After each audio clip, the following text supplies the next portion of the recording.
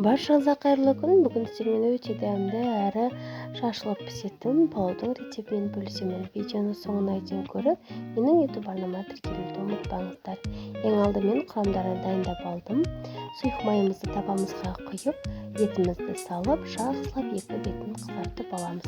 Және де кішкене сарымсақ салдым етке дәм беру үшін. Сіздер өз қалағандай салсаңыздар да, салмасаңыздар да болады. Ол маңызды емес.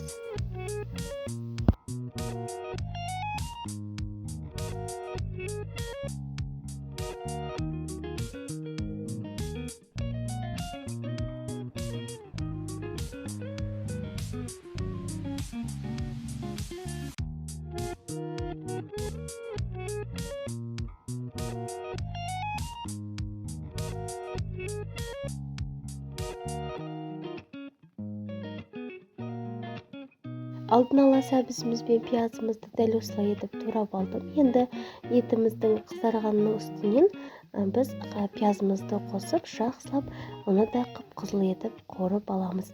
Күрішіміз әдемі түске енуі үшін.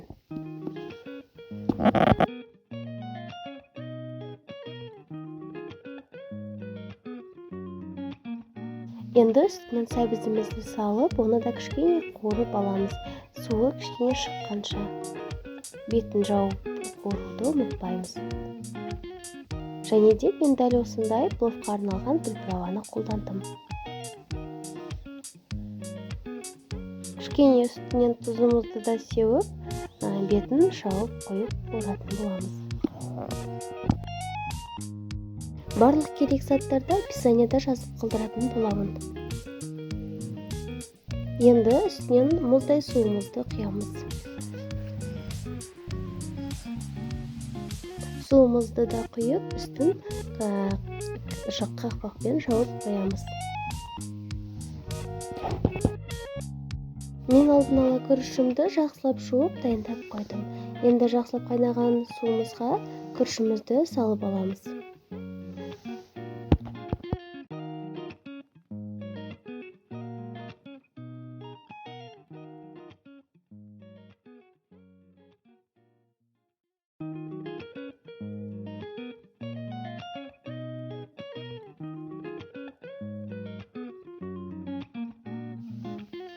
Күрішіміздің суы тартылғанша қайнатамыз. Міне осылай болып шықты. Енді осылай қасықпен жинап аламыз да үстіне сарымсақты қосып, салатанмен жауып қоямыз. 40-45 минут піседі тамағымыз. Міне біздің палауымыз дайын болды. Өте әдемі әрі дәмді болып шықты. Күрішіміз кәдімгідей шашылып пісті.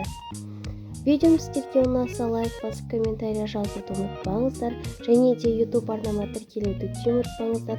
Апта сайын менде жаңа видеолар шығады. Сіздермен болған Жансұлу.